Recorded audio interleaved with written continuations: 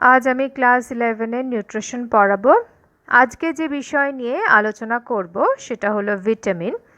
আমরা আগের ক্লাসগুলোতে অন্যান্য নিউট্রিয়েন্ট যেরকম কার্বোহাইড্রেট, প্রোটিন, ফ্যাট ইত্যাদি নিয়ে আলোচনা করেছি। আজকে আমরা ভিটামিন সম্পর্কে আলোচনা করব। প্রথমে আমরা জানব হোয়াট ইজ ভিটামিন বা ভিটামিন কাকে বলে।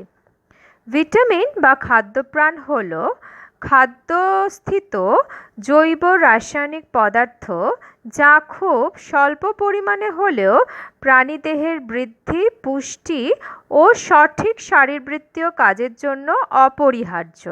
তাহলে এখানে কি বলছে, এই যে ভিটামিন বা খাদ্যপ্রাণ সেটা খাদ্যবস্তুর মধ্যে একটা জৈব রাসায়নিক পদার্থ এবং যেটা খুব অল্প পরিমাণে লাগছে, কিন্তু সেটা প্রাণীদেহের পুষ্টি, বৃদ্ধি এবং শারীরবৃত্তীয় কাজের জন্য কিন্তু অপরিহার্য। মানে এটা ছাড়া কিন্তু কোনোভাবেই চলবে না, এটা ভীষণভাবে প্রয়োজনীয়।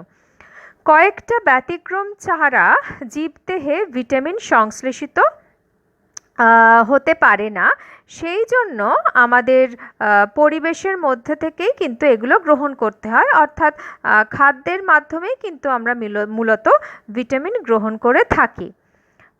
প্রাণীদেহের প্রতিদিন খুব অল্প পরিমাণে ভিটামিন প্রয়োজন হয়, আর ভিটামিন কিন্তু নিজে শক্তি প্রদান করে না। এটা খুব ইম্পর্ট্যান্ট। আমরা যেরকম দেখেছিলাম কার্বোহাইড্রেট, প্রোটিন, ফ্যাট এদের কিন্তু ক্যালোরিফিক ভ্যালু রয়েছে, কিন্তু ভিটামিন কিন্তু কোনো রকম শক্তি প্রদান করে না, কিন্তু অনুঘটক বা ক্যাটালিস্ট হিসেবে এরা শক্তির বিকাশে এনজাইমের সঙ্গে সক্রিয়ভাবে কাজ করে তোলে। মানে এনজাইমগুলোকে সক্রিয় করে তুলতে এরা সাহায্য করে এবং বিভিন্ন রকম খাদ্যবস্তু এবং কলার বিপাকক্রিয়ায় অংশগ্রহণ করে।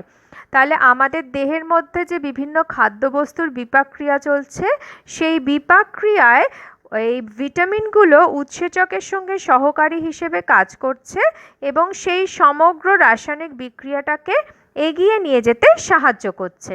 আর এটাই হলো ভিটামিনের মূলত কাজ, কিন্তু সে নিজে কিন্তু কোনো রকম শক্তি প্রদান করছে না। এবারে একজন বিজ্ঞানী, তার নাম বিজ্ঞানী লুনিন প্রথম লক্ষ্য করেন যে উপযুক্ত পরিমাণে কার্বোহাইড্রেট, প্রোটিন এবং ফ্যাট, জল এবং খনিজ লবণ ইত্যাদি গ্রহণ করেও জীবদেহের স্বাভাবিক বৃদ্ধি ও পুষ্টি কিন্তু সম্ভব হয় না এবং কিছুদিনের মধ্যে নানা রকম অপুষ্টিজনিত রোগের ফলে মৃত্যুও পর্যন্ত ঘটতে পারে। সুতরাং জীবের এই স্বাভাবিক বৃদ্ধি ও পুষ্টির জন্য বিশেষ এক ধরনের খাদ্য উপাদানের প্রয়োজন হয়। বিজ্ঞানী হপকিন্স এই বিশেষ খাদ্য উপাদানকে অত্যাবশ্যকীয় সহায়ক খাদ্য উপাদান বা অ্যাসেসরি ফুড ফ্যাক্টরস বলে অভিহিত করেন। কি বলেন, এর নাম কি দেন? Accessory food factors. এবং আরও পরবর্তীকালে সায়েন্টিস্ট কাসিমর ফাঙ্ক এই সব খাদ্য উপাদানের নামকরণ করেন ভিটামিন। তখন ভিটামিনের মানে নামকরণ ছিল ভাইটামাইন, মানে VITAMINE, অর্থাৎ ভাইটাল অ্যামিন, এবং ল্যাটিন ভাইটা কথার অর্থ হলো জীবন এবং অ্যামিন মানে হচ্ছে অ্যামোনিয়া।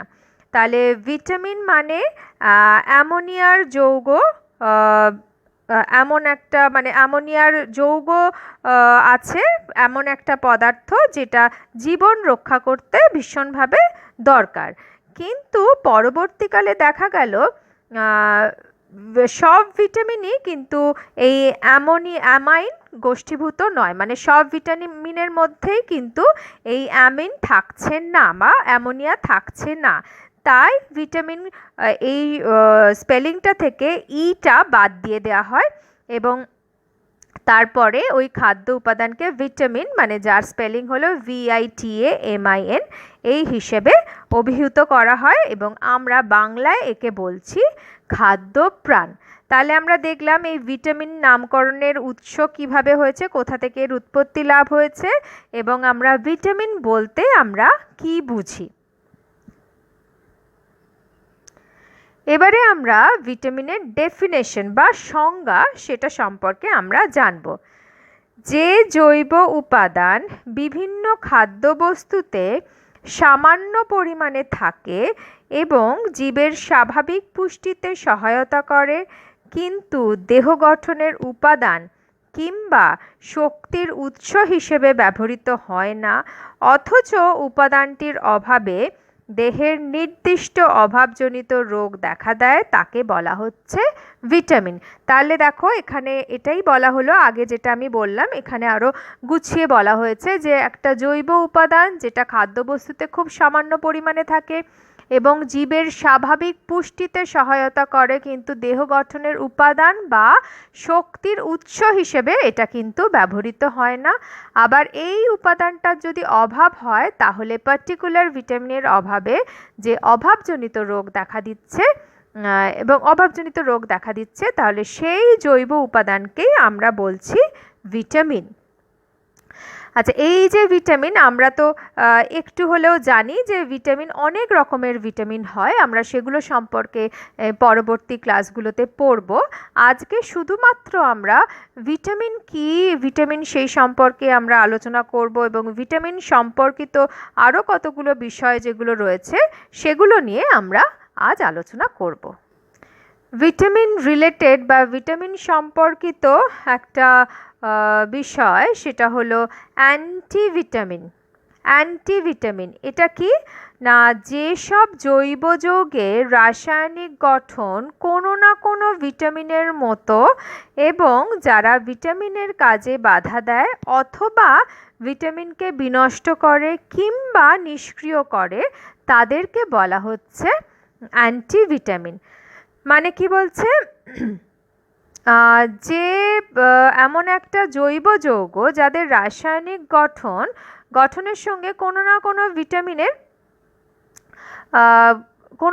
ভিটামিনের মতো, মানে ভিটামিনের সঙ্গে মিল রয়েছে, এবং যারা কি করছে সেই যে ভিটামিনটার সঙ্গে তাদের রাসায়নিক গঠনের মিল রয়েছে সেই ভিটামিনটার কাজে বাধা দিচ্ছে অথবা ভিটামিনটাকে নষ্ট করে দিচ্ছে বা তাকে ইনঅ্যাক্টিভ করে দিচ্ছে, নিষ্ক্রিয় করে দিচ্ছে, তাদেরকে আমরা বলছি অ্যান্টিভিটামিন, মানে ভিটামিনের কাজে বাধা দিচ্ছে অ্যান্টিভিটামিন।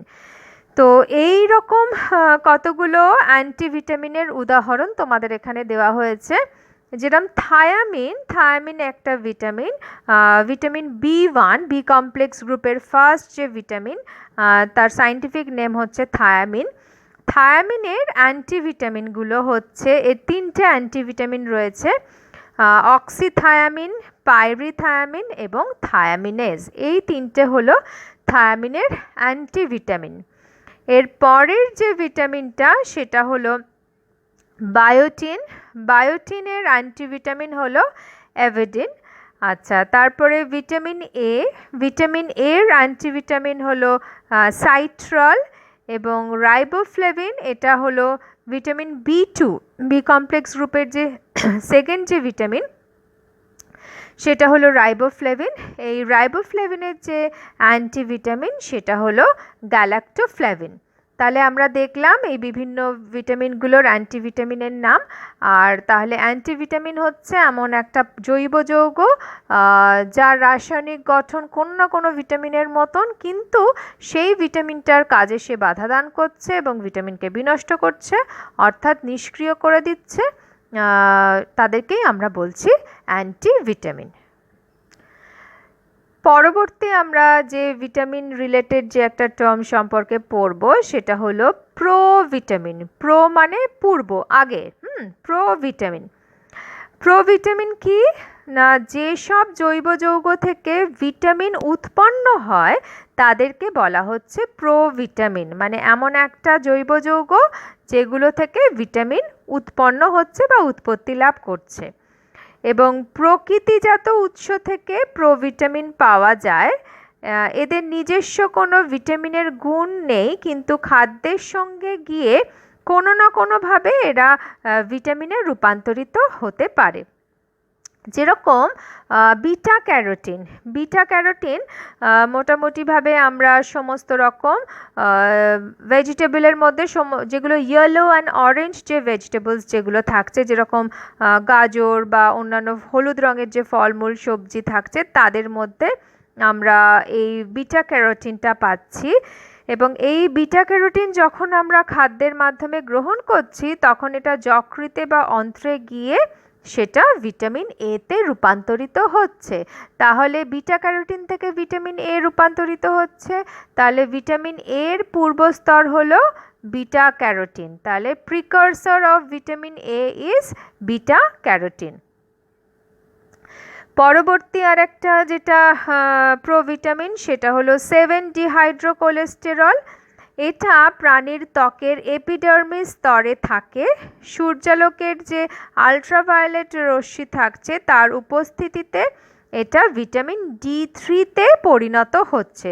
তাহলে 7-ডিহাইড্রোকোলেস্টেরল থেকে ভিটামিন D3 রূপান্তরিত হচ্ছে বা পরিণত হচ্ছে। এটা প্রাণীদের ত্বকে হচ্ছে, এপিডার্মিস লেয়ারে হচ্ছে। তাহলে D3 এর প্রিকারসর বা পূর্বস্তর হচ্ছে 7-ডিহাইড্রোকোলেস্টেরল। পরেরটা হলো আর্গোস্টেরল। আর্গোস্টেরল উদ্ভিজ তেলে থাকে, যা সূর্যালোকের অতিবেগুনি রশ্মির উপস্থিতিতে ভিটামিন D2-তে রূপান্তরিত হচ্ছে। তাহলে D2 এর প্রিকারসর বা পূর্বস্তর হলো আর্গোস্টেরল। আর্গোস্টেরল থেকে ভিটামিন D2 উৎপন্ন হতে পারে। এরপরে আরও একটা যে ভিটামিন রিলেটেড যে টার্ম যেটা আমি বলবো সেটা হলো সিউডোভিটামিন। সিউডো কথার অর্থ হচ্ছে ছদ্ম বা মেকি। তাহলে সিউডোভিটামিন কি না, যেসব জৈব যৌগের গঠন ভিটামিনের মতন কিন্তু ভিটামিনের মতন গুণসম্পন্ন নয় তাদেরকে আমরা বলছি সিউডোভিটামিন। মানে দেখলে মনে হবে ভিটামিনের মতনই গঠনটা, কিন্তু তাদের সেই ভিটামিনটার কোনো গুণই তাদের মধ্যে বর্তমান থাকে না। এরকম উদাহরণ হচ্ছে মিথাইল কোবালামিন, এটা একটা সিউডোভিটামিন। আর এ হচ্ছে ভিটামিন B12 এর সিউডোভিটামিন। ভিটামিন B12 এর সায়েন্টিফিক নেম হচ্ছে সায়ানোকোবালামিন। তাহলে সায়ানোকোবালামিনের যে সিউডোভিটামিন তার নাম হলো মিথাইল কোবালামিন। এই মিথাইল কোবালামিন আর সায়ানোকোবালামিনের কিছু গঠনগত কিছু সাদৃশ্য থাকলেও তাদের কিন্তু গুণগত কোনো রকম সাদৃশ্য লক্ষ্য করা যায় না। এবারে আমরা পড়ব হাইপারভিটামিনোসিস। হাইপারভিটামিনোসিস, হাইপার কথার অর্থ বেশি। বহুদিন ধরে প্রতিদিনের প্রয়োজনের থেকে বেশি পরিমাণে যদি আমরা গ্রহণ করি তাহলে কোনো না কোনো ভিটামিন থেকে দেহের মধ্যে কিছু বিষক্রিয়া দেখা যায়। তাহলে এই যে বিষক্রিয়াটা হচ্ছে সেটা হচ্ছে ওই হাইপারভিটামিনোসিস, মানে এই অবস্থাটাকে বলা হচ্ছে হাইপারভিটামিনোসিস। আর জলে দ্রবণীয় যে ভিটামিনগুলো মানে ওয়াটার সলিউবল যে ভিটামিনসগুলো থাকছে, যেরকম বি কমপ্লেক্স গ্রুপের ভিটামিন, ভিটামিন সি, এগুলো যদি আমরা প্রয়োজনের তুলনায় একটু বেশি পরিমাণে খাই কিংবা দেহে যদি বেশি সঞ্চিত হয়, সেক্ষেত্রে কি হচ্ছে, এটা কিন্তু মূত্রের সঙ্গে নির্গত হয়। কিন্তু যেগুলো ফ্যাট সলিউবল যে ভিটামিনসগুলো থাকছে, যেরকম ভিটামিন এ, ডি ইত্যাদি, এগুলো কিন্তু বেশি পরিমাণে যদি আমরা গ্রহণ করি, এগুলো যেহেতু ওয়াটার সলিউবল নয় তাই এগুলো থ্রু ইউরিন আমাদের দেহ থেকে এক্সক্রিট করতে পারে না, ফলে সেগুলো দেহের মধ্যে জমতে থাকে এবং সেখান থেকে বিষক্রিয়া হতে পারে। একে আমরা বলছি হাইপারভিটামিনোসিস। এই হাইপারভিটামিনোসিসের উপসর্গ বা লক্ষণ বা সিমটমসগুলো কি কি না, প্রয়োজনের তুলনায় যদি অতিরিক্ত পরিমাণে ভিটামিন এ গ্রহণ করা হয় সেক্ষেত্রে লস অফ অ্যাপিটাইট হতে পারে, ভীষণভাবে মাথা ধরতে পারে, বমি বমি ভাব হতে পারে, আমাদের স্কিনের নানা রকম প্রবলেম হতে পারে, এই ধরনের সমস্যাগুলো হতে পারে। এছাড়া ভিটামিন ডি যদি অধিক পরিমাণে গ্রহণ করা হয় সেক্ষেত্রে ওজন হ্রাস পেতে পারে, সবসময় একটা তন্দ্রাচ্ছন্ন ভাব থাকতে পারে, ক্ষুধামান্দ হতে পারে, বমি বমি ভাব ইত্যাদি উপসর্গগুলো দেখা দিতে পারে। অনেকের মতে ভিটামিন সি খুব বেশি পরিমাণে খেলে আবার কিডনি স্টোন হওয়ার সম্ভাবনাও হতে পারে। তাহলে আমরা হাইপারভিটামিনোসিস সম্পর্কে জানলাম, এর উপসর্গগুলোও আমরা জানলাম। এবারে আরও একটা টার্ম আমরা এখানে পড়ব, সেটা হলো অ্যাভিটামিনোসিস। অ্যাভিটামিনোসিস কি না, ভিটামিনের যে ঘাটতি বা অভাব হচ্ছে তাকে আমরা বলছি অ্যাভিটামিনোসিস। আর এর ফলে বিভিন্ন রকমের রোগ দেখা দিচ্ছে, এদের ভিটামিনের অভাবজনিত রোগ বলা হয়। আমরা এর পরবর্তী ক্লাসগুলোতে যখন বিভিন্ন রকম ভিটামিনগুলো সম্পর্কে পড়ব, তখন আমরা ওখানে জানবো যে এক একটা পার্টিকুলার ভিটামিনের যদি ডেফিসিয়েন্সি হয় তাহলে সেক্ষেত্রে তার কি কি অভাবজনিত রোগগুলো হতে পারে।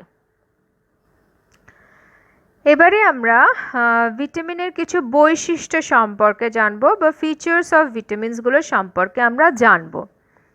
প্রথমে যেটা বলবো যে খাদ্যের অন্যান্য উপাদানের তুলনায় ভিটামিন কিন্তু খুবই অল্প পরিমাণে লাগে, সেটা তো আমরা আগেই পড়েছি।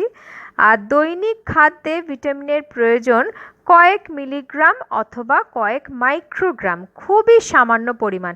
অন্য নিউট্রিয়েন্টের ক্ষেত্রে আমরা যেখানে গ্রাম হিসেবে আমরা দেখেছি তাদের চাহিদা থাকে, সেটা এখানে মিলিগ্রাম হতে পারে বা মাইক্রোগ্রাম, আরও কম। ভিটামিনের সাহায্যেই প্রোটিন এবং বিভিন্ন খনিজ লবণগুলো দেহ গঠন সম্পূর্ণ করে থাকে। আর বিভিন্ন শারীরবৃত্তীয় কার্য সম্পাদন এবং রোগ প্রতিরোধক শক্তি ও জীবনী শক্তি পরিপূর্ণভাবে অর্জন করার জন্য বিভিন্ন রকমের ভিটামিনের প্রয়োজন হয়ে থাকে। প্রত্যক্ষভাবে বলা যেতে পারে ভিটামিন কিন্তু দেহ গঠনে কোনো রকম অংশগ্রহণ করে না, কিন্তু এদের যদি অভাব হয় তাহলে সেক্ষেত্রে এদের অভাবে দেহের ক্ষয়পূরণ, বৃদ্ধিসাধন ইত্যাদি যে কাজগুলো রয়েছে সেগুলো যথাযথ হতে পারে না, এবং ভিটামিন কিন্তু নিজে কোনো রকম শক্তি প্রদান করে না। পরবর্তী যে বৈশিষ্ট্য সেটা হলো ভিটামিনের সাহায্যে জীবদেহের নানা রকম ইন্টারনাল যে নানা রকম রিয়াকশনস বা ফাংশনস যেগুলো রয়েছে সেগুলো নিয়ন্ত্রিত হয়, এবং এদের জৈবিক অনুঘটক বা বায়োলজিক্যাল ক্যাটালিস্ট বলা হয়ে থাকে। মানে নিজে বিক্রিয়ার মধ্যে থেকে বিক্রিয়ার গতিবেগ বাড়িয়ে দিচ্ছে, কিন্তু নিজে আনচেঞ্জড অবস্থায় থাকছে। আর বিপাকক্রিয়ায় ভিটামিন এনজাইমের সঙ্গে কোএনজাইম রূপে কাজ করে। সাধারণত দেখা গেছে যে খুব অল্প খাদ্যে ভিটামিন খুব অল্প পরিমাণে থাকে, কিন্তু সুষম খাদ্যে পরিমিত পরিমাণে ভিটামিন থাকে। আর এই ভিটামিনগুলো দেহে খুব অল্প মাত্রায় সঞ্চিত থাকে। স্নেহ পদার্থে দ্রবণীয় যে ভিটামিনগুলো থাকে সেগুলো যকৃৎ এবং ত্বকের মধ্যে সঞ্চিত থাকে, আর জলে দ্রবণীয় ভিটামিন সি অ্যাড্রিনাল কর্টেক্সের মধ্যে সঞ্চিত থাকতে পারে। বিভিন্ন ভিটামিনের অভাবে প্রাণীদেহে নানা রকম অভাবজনিত রোগের প্রাদুর্ভাব হতে পারে, যেমন রাতকানা, স্কারভি, পেলেগ্রা, বেরিবেরি ইত্যাদি হচ্ছে নানা ধরনের ভিটামিনের অভাবে হয়ে থাকে। সাধারণত ভিটামিন দেহে সংশ্লেষিত হয় না, খাদ্যের মাধ্যমেই এদের গ্রহণ করতে হয়, কিন্তু কিছু এক্সেপশনাল রয়েছে, যেরকম ভিটামিন এ মানুষের দেহের যকৃতে ক্যারোটিন থেকে সংশ্লেষিত হয়। ভিটামিন D3 সূর্যালোকের সাহায্যে মানুষের ত্বকের মধ্যে 70 হাইড্রোকোলেস্টেরল থেকে সংশ্লেষিত হয়। ভিটামিন B12 অন্ত্রে ইকোলাই নামে ব্যাকটেরিয়ার দ্বারা সংশ্লেষিত হয়। আর মানুষের বৃহদন্ত্রে যে ব্যাকটেরিয়াগুলো থাকছে তারা ভিটামিন কে সংশ্লেষিত করতে সক্ষম হয়। তাহলে জেনারেলি ভিটামিন কিন্তু মানুষের দেহে সংশ্লেষিত হয় না, তবে কিছু যে এক্সেপশনাল যেগুলো আমি বললাম, যেরকম vitamin A, vitamin D, vitamin B12, এই যে ভিটামিন কে, এই ভিটামিনগুলো কিছু কিছু ক্ষেত্রে দেহের মধ্যে সংশ্লেষিত হতে পারে। এছাড়া ত্রুটিপূর্ণ খাদ্যাভ্যাস এবং রন্ধন প্রণালী যদি সঠিক না হয় তাহলে কিন্তু অনেক ক্ষেত্রে এই দুটো কারণই কিন্তু ভিটামিনের অভাবের কারণ হয়ে থাকতে পারে। তাহলে এগুলোই হলো ভিটামিনের বৈশিষ্ট্য। এবারে আমরা ভিটামিনের শ্রেণীবিভাগ সম্পর্কে আমরা জানব। ভিটামিনকে মোট দুটো শ্রেণীতে ভাগ করা যায়। দেখো এখানে তোমাদের ফ্লো চার্টের মাধ্যমে দেখানো হয়েছে কতগুলো ভিটামিন যেগুলো ওয়াটার সলিউবল বা জলে দ্রাব্য, এবং কতগুলো ভিটামিন রয়েছে যেগুলো ফ্যাট সলিউবল বা স্নেহ পদার্থে দ্রবণীয়। এবার প্রথমটা হচ্ছে যেগুলো ফ্যাট সলিউবল ভিটামিন, সেগুলো হচ্ছে vitamin A, vitamin D, vitamin E, vitamin K. এই চারটে হলো ফ্যাট সলিউবল ভিটামিন। এই ভিটামিনগুলো রোগ প্রতিরোধকারী ভিটামিন, মানে কোন কোন রোগকে প্রতিরোধ করতে পারে সেগুলো তোমরা একটু নামগুলো খালি জানো, এগুলো সম্পর্কে ডিটেলে আমরা পরে জানবো। ভিটামিন এ, এই ভিটামিন এর যে সায়েন্টিফিক নেম সেটা হলো রেটিনল, আর এটা হচ্ছে শুষ্ক চোখ প্রতিরোধকারী ভিটামিন। ভিটামিন ডি এর সায়েন্টিফিক নেম হলো ক্যালসিফেরল, এটা রিকেট প্রতিরোধকারী ভিটামিন। আচ্ছা, তারপরে আসছে ভিটামিন ই, এর সায়েন্টিফিক নেম হচ্ছে টোকোফেরল, এটা বন্ধ্যাত্ব প্রতিরোধকারী ভিটামিন। আর ভিটামিন কে এর সায়েন্টিফিক নেম হলো ফাইলোকুইনোন, এটা হলো রক্তক্ষরণ প্রতিরোধকারী ভিটামিন। তাহলে এটা হলো প্রথমটা হলো শুষ্ক চোখ প্রতিরোধকারী ভিটামিন, ভিটামিন এ। তারপরে একটা ডি হচ্ছে রিকেট প্রতিরোধকারী ভিটামিন। তারপরে ভিটামিন ই হলো বন্ধ্যাত্ব প্রতিরোধকারী ভিটামিন, এবং ভিটামিন কে হলো রক্তক্ষরণ প্রতিরোধকারী ভিটামিন। এবারে আমরা ভিটামিন যেগুলো ওয়াটার সলিউবল ভিটামিন সেগুলো সম্পর্কে জানবো। এই ওয়াটার সলিউবল ভিটামিনগুলোর মধ্যে vitamin B complex, vitamin C এবং ভিটামিন পি। এবং বি কমপ্লেক্সের মধ্যে দেখো ভিটামিন বি1, বি2, তারপরে আসছে নায়াসিন, তারপরে পাইরিডক্সিন হচ্ছে ভিটামিন বি6, তারপরে pantothenic acid, folic acid, vitamin বি12 যার নাম হচ্ছে সায়ানোকোবালামিন, তারপরে biotin, choline, para amino benzoic acid, তারপরে ইনোসিটল। এই টোটাল 11টা ভিটামিন বি কমপ্লেক্স গ্রুপের মধ্যে পড়ছে। আর তারপরে ভিটামিন সি হচ্ছে অ্যাসকর্বিক অ্যাসিড, আর ভিটামিন পি হচ্ছে সাইট্রিন বা রুটিন। এগুলো হলো সবকটাই ওয়াটার সলিউবল ভিটামিন।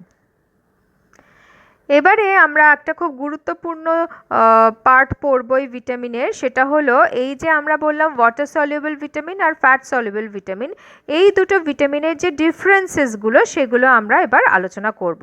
প্রথমে আছে দেখো তোমাদের এখানে ওয়াটার সলিউবল ভিটামিন, এবং পরেরটা হচ্ছে fat soluble vitamin. Water soluble ভিটামিনের মধ্যে যেগুলো পড়ছে সেটা হলো বি কমপ্লেক্স গ্রুপের ভিটামিনগুলো এবং ভিটামিন সি। আর যেগুলো ফ্যাট সলিউবল ভিটামিন সেই চারটে নাম তো আমি আগেই বললাম, এ, ডি, ই, কে, এগুলো। আচ্ছা, ওয়াটার সলিউবল ভিটামিনগুলো জলের মাধ্যমের দ্বারা দেহের মধ্যে শোষিত হচ্ছে যেহেতু ওয়াটার সলিউবল। আর যেগুলো ফ্যাট সলিউবল সেগুলো হচ্ছে মিডিয়ামটা হচ্ছে ফ্যাট, এই ফ্যাটের মাধ্যমে শোষিত হচ্ছে। আর খাদ্যে এদের শোষণের জন্য ফ্যাটের উপস্থিতি অপরিহার্য। তাই যদি খাদ্যের মাধ্যমে ফ্যাটের গ্রহণ যথাযথ না হয় বা ফ্যাটের ডেফিসিয়েন্সি হয়, সেক্ষেত্রে কিন্তু ফ্যাট সলিউবল ভিটামিনগুলোর অভাব লক্ষ্য করা যায়। 3 নম্বর যেটা সেটা হলো উল্লেখযোগ্য পরিমাণে দেহে সঞ্চিত হয় না, এক্সেপশনাল হলো ভিটামিন বি12। আর এদিকে যেটা ফ্যাট সলিউবল ভিটামিনের ক্ষেত্রে যেটা যথেষ্ট পরিমাণে উল্লেখযোগ্য পরিমাণে যকৃতে সঞ্চিত হয়, এবং ভিটামিন ডি আমাদের চামড়ায় সঞ্চিত হয়, যেটা আমি আগেই বললাম। আর ওয়াটার সলিউবল ভিটামিন অতিরিক্ত পরিমাণ থ্রু ইউরিন দেহ থেকে রেচিত হয়ে যায়। আর ফ্যাট সলিউবল ভিটামিন কিন্তু দেহের মধ্যে সঞ্চিত হয় অতিরিক্ত পরিমাণে যদি, তাহলে সেক্ষেত্রে বিষক্রিয়া বা হাইপার ভিটামিনোসিস ঘটতে পারে। ওয়াটার সলিউবল ভিটামিন যেরকম নায়াসিনের পূর্বস্তর হলো ট্রিপ্টোফ্যান, এবং অন্যান্য ভিটামিনগুলোর কিন্তু কোনো পূর্বস্তর নেই। কিন্তু ফ্যাট সলিউবল ভিটামিনের ক্ষেত্রে যেরকম ভিটামিন এ, ভিটামিন ডি, এগুলোর কিন্তু আমরা দেখেছি পূর্বস্তর রয়েছে। ওয়াটার সলিউবল ভিটামিনের ক্ষেত্রে দেহে সঞ্চিত থাকে না বলে প্রত্যেক দিনই কিন্তু আমাদের খাদ্যের মাধ্যমে গ্রহণ করাটা প্রয়োজন। আর যেহেতু এটা আমাদের দেহের মধ্যে ফ্যাট সলিউবল ভিটামিনগুলো আমাদের দেহের মধ্যে সঞ্চিত থাকে, তাই কি হয় যে যদি আমরা কোনো সময় কম গ্রহণও করি তাহলে ওই যে সঞ্চিত যেটা থাকছে তার মাধ্যমে অভাব পূরণ করা সম্ভব হয়। আর ওয়াটার সলিউবল ভিটামিনের ক্ষেত্রে যেটা বলা যায়, দীর্ঘদিন ধরে অভাব হলে নানা রকম অভাবজনিত রোগ দেখা যায়, যেরকম থায়ামিনের অভাবে বেরিবেরি হয়, রাইবোফ্লাভিনের অভাবে নানা রকম সমস্যা হচ্ছে, ঠোঁটের চিলোসিস হচ্ছে, অ্যাঙ্গুলার স্টোমাটাইটিস হচ্ছে ইত্যাদি হচ্ছে। হুম আর নায়াসিনের অভাবে পেলেগ্রা হচ্ছে, ভিটামিন সি এর অভাবে স্কারভি হচ্ছে, এবং অধিক মাত্রায় ভিটামিন প্রয়োগ করে কিন্তু কোনো লাভ হয় না। আর দেহে সঞ্চিত থাকে বলে কয়েকটা ক্ষেত্রে অধিক মাত্রায় ভিটামিন প্রয়োগ করলে অভাবজনিত রোগগুলো প্রতিরোধ করা যায়। আর যেমন ভিটামিন এ অয়েল খাইয়ে চোখের রোগ প্রতিরোধ করা সম্ভব হয়। আর ওয়াটার সলিউবল ভিটামিনের ক্ষেত্রে এটা হচ্ছে কুকিং মেথডস যদি ঠিক না হয় সেক্ষেত্রে এর লস বা অপচয় ঘটতে পারে। আর এই ফ্যাট সলিউবল ভিটামিনের ক্ষেত্রে কিন্তু সেরকমভাবে কোনো রকম কুকিং মেথডসের যদি কোনো রকম অন্যরকম হয়ে থাকে সেক্ষেত্রে কিন্তু কোনো রকম অপচয় ঘটার সম্ভাবনাটা কম। তাহলে এগুলো হলো ফ্যাট সলিউবল এবং ওয়াটার সলিউবল ভিটামিনের মধ্যে ডিফারেন্সেস আমরা জানলাম। তাহলে আমরা ওভারঅল ভিটামিন সম্পর্কে জানলাম যে ভিটামিন কী, ভিটামিন রিলেটেড বিভিন্ন টার্মগুলো সম্পর্কে আমরা জানলাম, এবং এই দু ধরনের ভিটামিন যে ওয়াটার সলিউবল ভিটামিন এবং ফ্যাট সলিউবল ভিটামিন তাদের নামগুলো সম্পর্কে আমরা জানলাম। আমরা পরবর্তী ক্লাসগুলোতে এই প্রত্যেকটা ভিটামিন নিয়ে আলাদা আলাদা করে আমরা আলোচনা করব।